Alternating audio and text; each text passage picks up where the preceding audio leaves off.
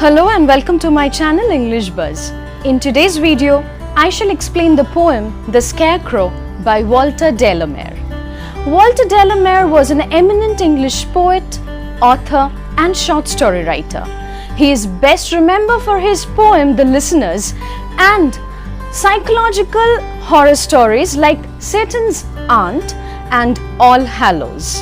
All winter through I bow my head beneath the driving rain. The north wind powders me with snow and blows me black again. At midnight beneath a maze of stars I flame with glittering rime and stand above the stubble stiff as mail at morning prime.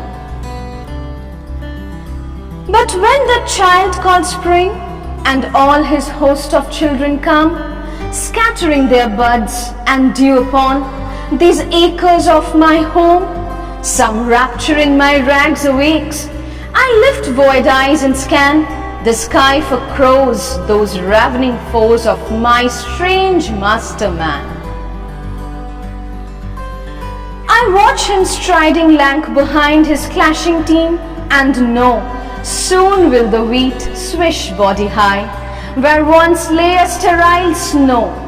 Soon I shall gaze across a sea of sun-begotten grain which my unflinching watch hath sealed for harvest once again.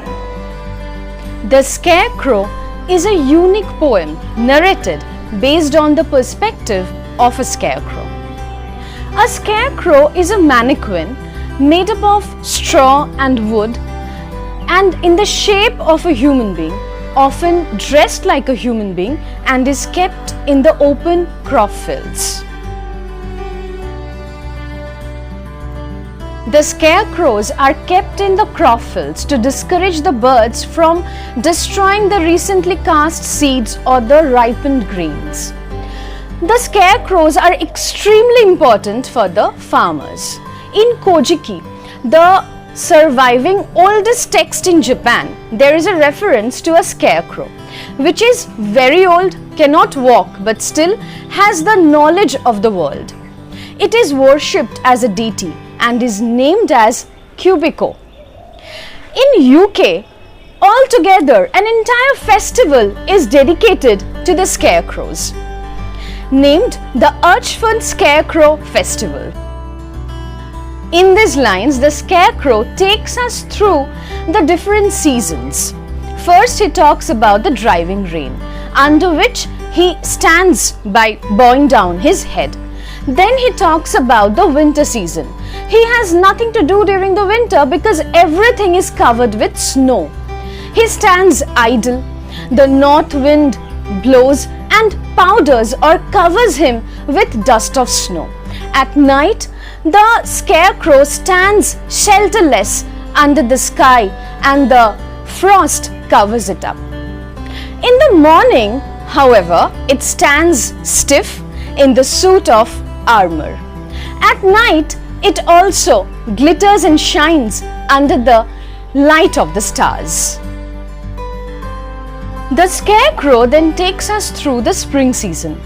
The world changes visibly with the onset of the spring. The nature wakes up, the birds sing and return in search of food. The trees cover themselves up with blossoms and leaves.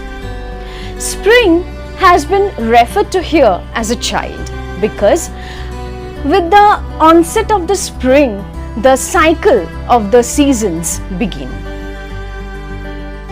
The snow melts, the scarecrow feels very happy.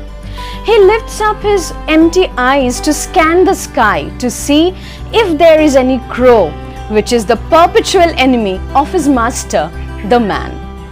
The poet uses the expression void eyes because during this entire winter, the scarecrow could see nothing except the snow, but with the arrival of the spring, he sees foliage.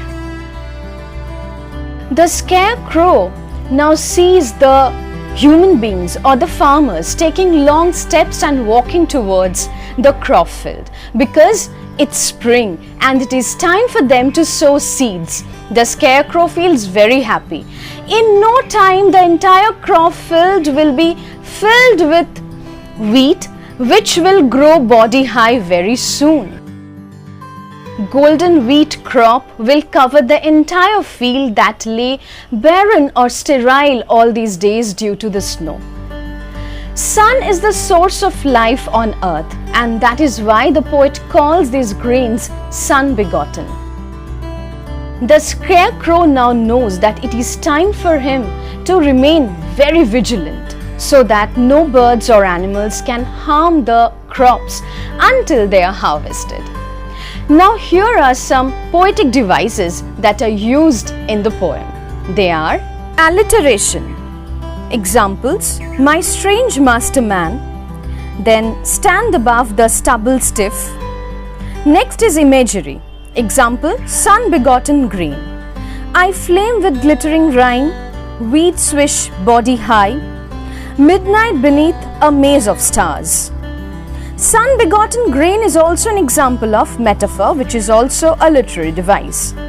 Next comes personification. Example: I bow my head. Then we have simile. Example: stiff as male. And last we have onomatopoeia.